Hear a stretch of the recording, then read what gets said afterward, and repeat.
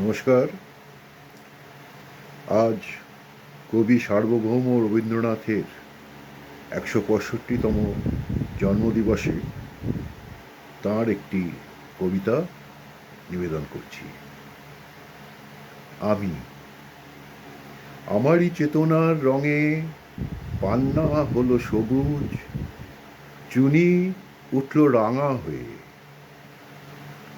আমি চোখ মেললুম আকাশে, জ্বলে উঠল আলো পূবে পশ্চিমে। গোলাপের দিকে চেয়ে বললুম, সুন্দর সুন্দর হলো সে।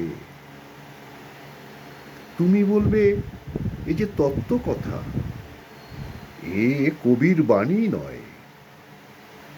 আমি বলবো, এ সত্য, তাই এ কাব্য।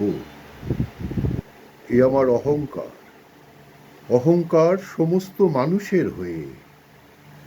মানুষের অহংকার পটেই বিশ্বকর্মার বিশ্বশিল্প।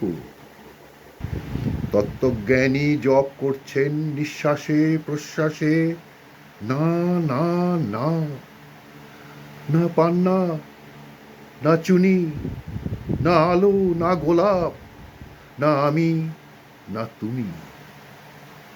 ওদিকে অসীম যিনি, তিনি স্বয়ং করেছেন সাধনা মানুষের সীমানায়, তাকেই বলে আমি। সেই আমির গহনে আলো আঁধারের ঘটল সঙ্গম, দেখা দিল রূপ, জেগে উঠল রস। না, কখন ফুটে উঠে হলো হ্যাঁ, মায়ার মন্ত্রে, রেখায়, রঙে, সুখে, দুঃখে। একে বলো না তত্ত্ব, আমার মন হয়েছে পুলকিত।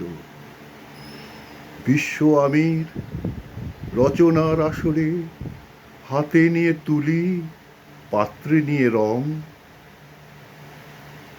পণ্ডিত বলছেন বুড়ো চন্দ্রটা নিষ্ঠুর, চতুর হাসি তার।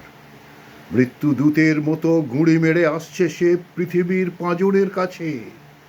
একদিন দেবে চরম টান তার সাগরে পর্বতে। মর্তলোকে,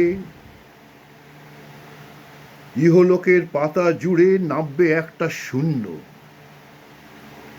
গিলে ফেলবে দিনরাতের জমা খরচ। মানুষের কীর্তি হারাবে অমরতার ভান, তার ইতিহাসে লেপে দেবে অনন্ত রাত্রির কালি। মানুষের যাবার দিনের চোখ বিশ্ব থেকে নিকিয়ে নেবে রং।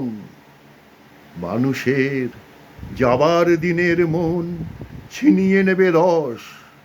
শক্তির কম্পন চলবে আকাশে আকাশে, জ্বলবে না কোথাও আলো। বিনাহীন সভায় যন্ত্রীর আঙুল নাচবে, বাজবে না সুর।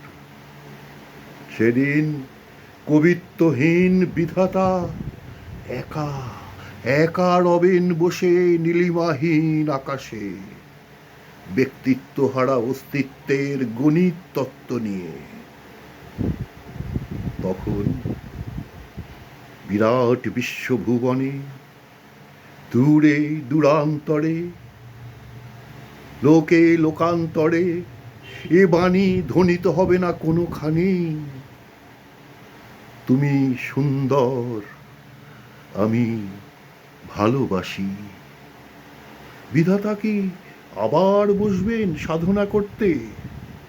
প্রলয় সন্ধ্যায় জপ করবেন, কথা কও, কথা কও। বলবেন, বলো তুমি সুন্দর। বলবেন, বলো আমি ভালোবাসি। নমস্কার।